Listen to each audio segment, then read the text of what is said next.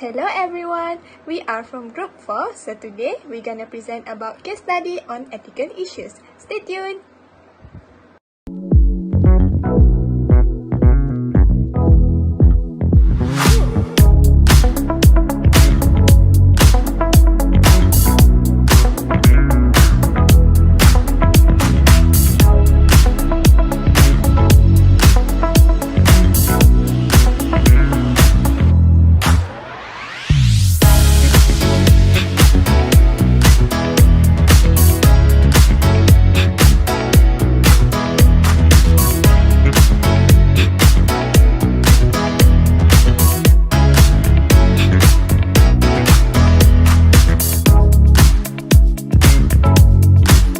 Hi guys, Assalamualaikum and a very good morning to Sir Safwan and to all of my fellow classmates.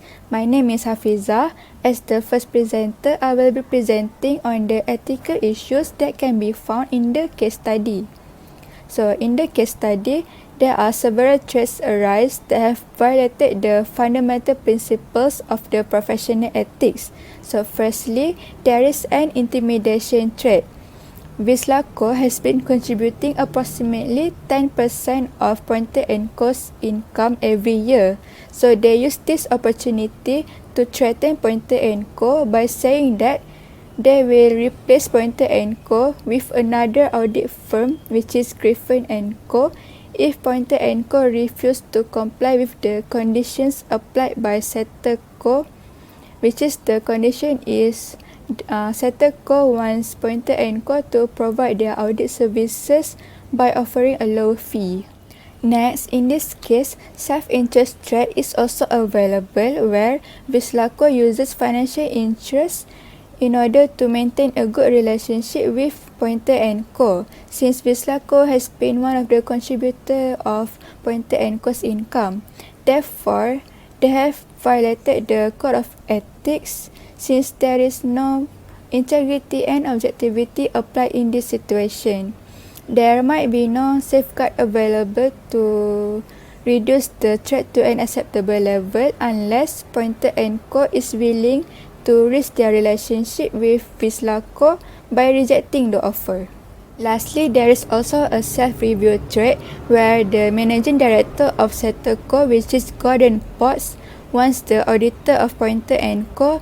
to provide a tax planning advice as well as the company's and his personal tax computation.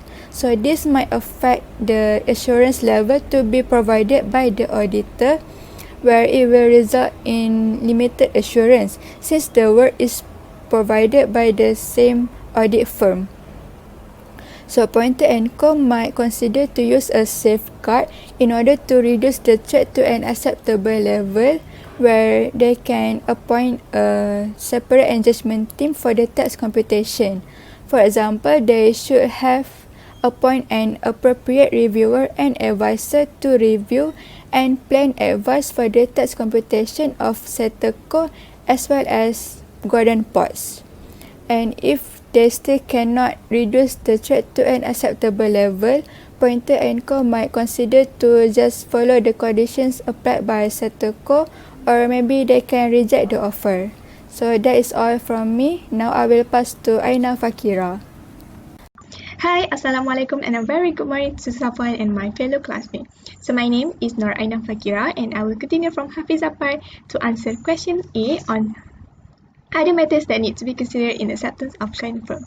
So, there is many matters that need to be considered in acceptance of client firm. But today, I want only to point out two matters, which is first is objectivity. Okay, what means by objectivity? So, objectivity is requires the auditors, the members should be biased. Should be not biased and independent. Okay. When in acceptance of client firm, objectivity is fundamental, and in order to maintain it, the members should not have any personal issue, bias acts, and any professional involvement towards the client. So the audit engagement partner shall not accept or shall not continue an audit engagement if he or she concludes that there is any threats to the auditor's objectivity. Otherwise, it will prejudice the credibility as an auditor. So let's look on the case study. So based on the case study, Pointer & Co.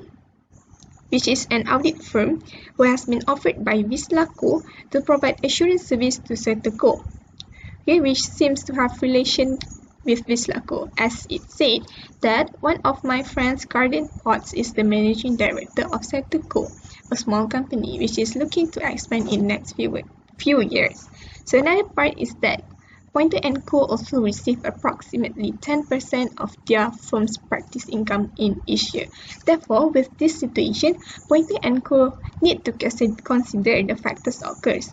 And also, if they want to accept the Serteco, they should form an independent opinion as to the appropriateness and adequacy of safeguards must apply. Okay, so the other matters beside objectivity is professional competence and educate. So what means by professional competence and educate? So competence and educate requires an auditor ought to have a higher level of skills and sufficient knowledge in auditing client company. So based on this case study, Pointer & Co., a firm of chartered certified accountants which offers a range of assurance service, prove that they are competent enough to provide a limited assurance service to Serteco since they have a lot of experience and full knowledge in auditing large firms also, which is Vislaco. But with a pressure when Pointer & Co. should provide a low fee and have limitation on suggesting high and unacceptable fees, otherwise the offer will be passed to another audit firm, which is stated that if the fee you suggest is too high and unacceptable to Gordon, then I will recommend that Gordon approach Griffin & Co. instead. And I will also consider appointing Griffin & Co. to provide the audit of Vislaco. So when it comes to this matter, the audit engagement partner shall ensure that audit fees are not influenced or determined by the provision of non-audit service. Low billing fee could also threaten professional competence and due care. So as a chartered certified audit firm, Pointer & Co. should make wise decisions in order to accept Serteco. They also need to consider risks that will occur in the future. So that's all from me. Thank you. Hi, I'm Shakira. Okay, for the next question, it asks us to explain the importance of obtaining customer due diligence and recommend the information which should be obtained. Okay, before we relate the customer's due diligence with the case study, we need to understand first what is customer due diligence or CDD. Okay, CDD is a process of assessing and identifying customers' background in order to determine their identities and the level of the risk that they may possess to the company. So the company need to check first the customer's background before they accepting them. Then the objective of doing this CDD has only two, which is identify your customers and know what your customers did, what your customer activities.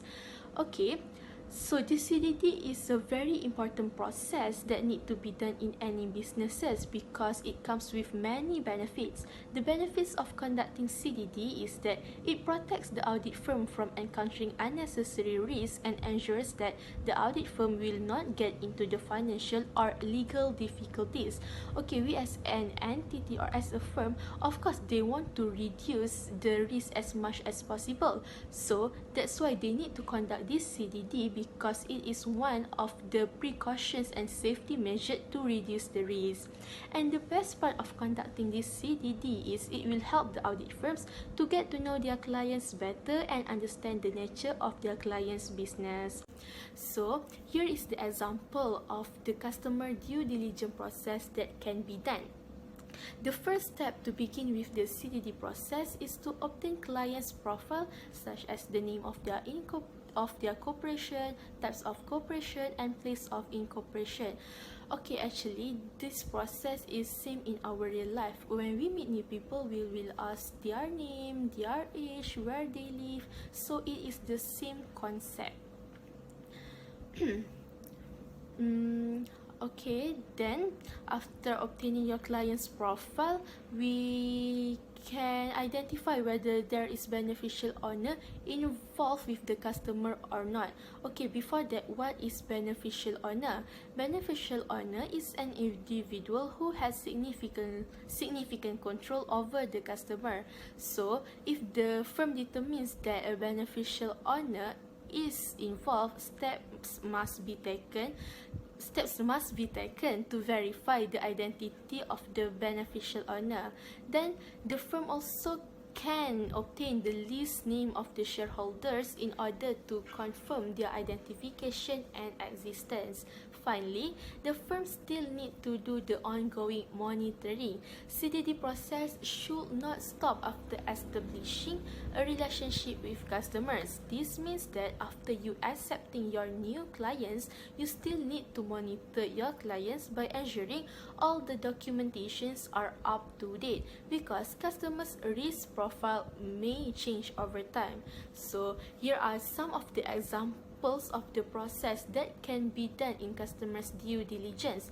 To relate the customer's due diligence with the case study, I will pass to Aina Najiha to explain more about it. Hi, my name is Aina. So to support the statement above, we will look at the scenario from the question. As we look at the scenario, it is important for an auditor to obtain the customer due diligence. The auditor should assess both Gordon Potts and Setter Co to decide their identity and also the level of the risk before accepting Setter Co as the client of the firm. The auditor should obtain the information that had the identification of Gordon Potts using the photographic evidence, for instance his identification card that shows his name and address, and the auditor must obtain the information from dependable source. In addition, the auditor should also look at the documentation that provides the certification of the company, Setter Co, in order to acknowledge the legal status, the date established, and also the place of the incorporation. This search should also include the information that conveys the existence of the organization and also the nature of the business. Besides that, the auditor will know about the management of the Setter Co, also about the beneficial owner of the company, as stated in the questions, that Gordon Potts family own 90% of the share capital. Thus, Gordon Potts have controls and voting powers in the company. Equally important, the auditor needs to investigate whether the company used bank loans or any other sources to fund the company. The auditor needs to check whether it is repayable or not, and also the kind of the finance being provided. Other than that, the auditor found an article in the newspaper that indicates that one of the Gordon Potts companies had a breach of employment law and was being fined. Moreover, it is stated that Gordon Potts used the money to establish a business abroad, and the money was from one of the company's pension plans. Nevertheless, the newspaper may not be a trustworthy source. Hence, the auditor needs to obtain the information from more credible sources so that the information is more confirmed. Okay, that's all from us. I hope you guys have learned something new from our presentation. Bye!